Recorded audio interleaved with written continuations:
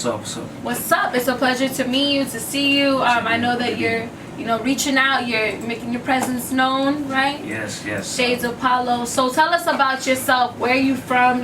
How did you get involved in all this? I am a rapper from Kissimmee. Okay. 1/3 of Shades of Apollo. Okay. A rap bass group in Kissimmee. Shout out to Tino. Shout out to Big Judas. He's in Texas and shit. So hopefully he'll be home soon.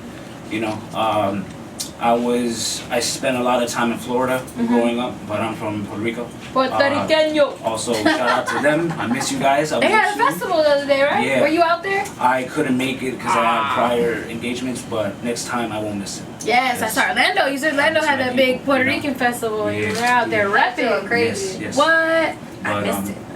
Yeah. Oh, that sucks. I ain't Puerto Rican, but. But yeah, we got a bunch of projects out.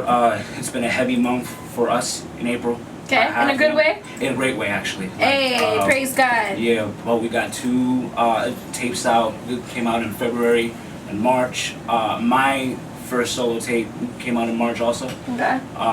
We are currently doing a lot more, at least 3 more. Nice. At least 3 more. So what got you into this? Well, first of all, what got you as an artist into making music, and then how did you get involved in Shades of Apollo? Shades of Apollo was actually a joke at first, but then Really? Yeah. But then What's the joke? I want to laugh. It's we were just fooling Keep it a around in the stack. Keep it a studio, stack. Like straight up Yeah. We started just playing around with bars Roasting and each just other. writing shit, and then it just became a bigger thing over time. Yeah. So. I feel like there's something you're not saying about the joke. I don't want to know. Nah, keep it. It's an inside one, What? I want to know. It's okay, fine. It's between me and him and all of them, but it's still a good. It's all good. Group. Yeah, that's what's up. So, yeah. but for you, musically, how did you get involved? Musically, I've always been a huge lover of music. My family loves music. I've heard it all my life. Okay. It's always offered me a place of peace. Dope. So what better to find peace than to make the peace?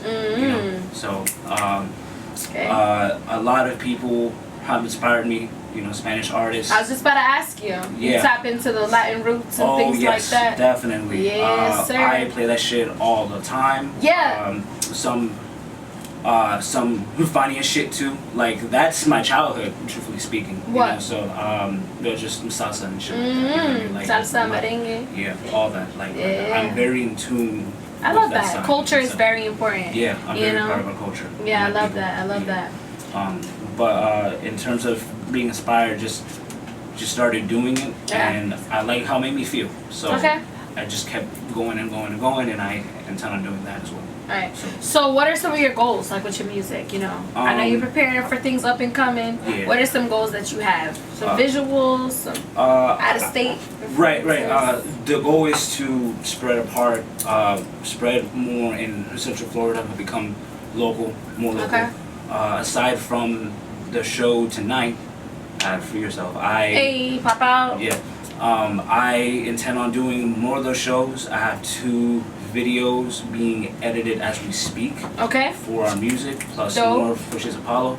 The goal is to just make ourselves known, truthfully speaking, and just make our stamp in Central Florida, because we love this area. Yeah. And its people. Love that. So Yeah. I used to live in Osceola and Kissimmee for a while, so shout out everybody over there. There's a big Puerto Rican community over there, actually. And it's getting bigger. In Kissimmee.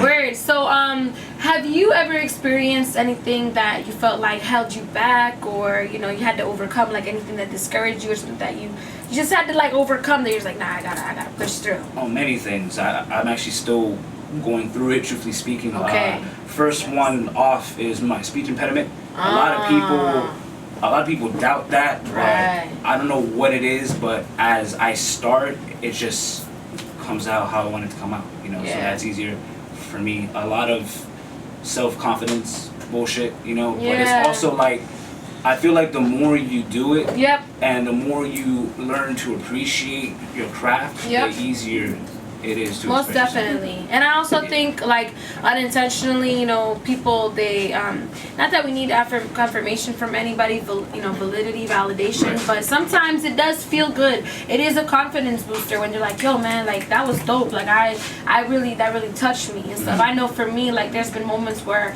even 10 years doing poetry, music stuff, I'm like, oh, no. But then I do it and they're like, yo, that was dope. And I'm like, really?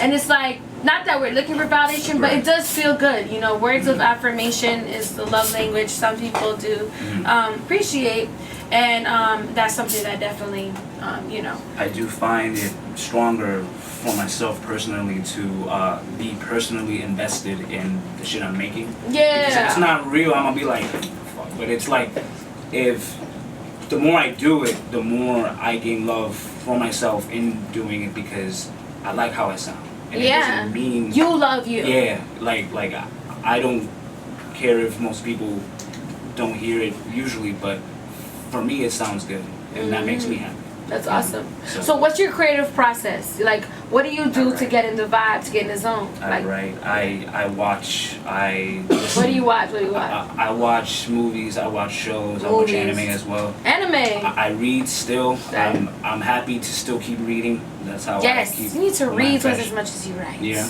I agree. And I'm always writing. Always writing about stuff that don't make sense. Stuff that makes sense to me. Yeah. Stuff about just people. getting it out. Yeah, just having that outlet to just let it all go. Yeah, release. It's really nice for me to start doing that. Have you ever written stories? I get that vibe from you. Yeah, like, yeah. You've written stories. I have, yes. Never met you, but I just get the vibe. You know? Yeah. That's cool. You should put them out.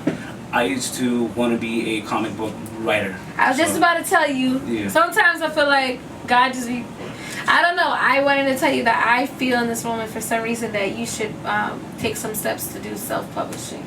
I don't know why. I just feel led to tell you that. There's been talks behind the scenes, so. I don't know. You know, that's something that God put in my heart to tell you, and I think you should do it. I think you should do it, and also too, you know, like making the heroes or the archetypes, people, you know, of color, like Hispanics, Black, Latino, like representing is very important because I teach middle school, and a lot of times my students like, man, miss, I don't want to read about that old white man. I'm sorry, can't relate. Nope. And I'm like, look, like, listen, I get it. This, you know, it's come from district, but you know.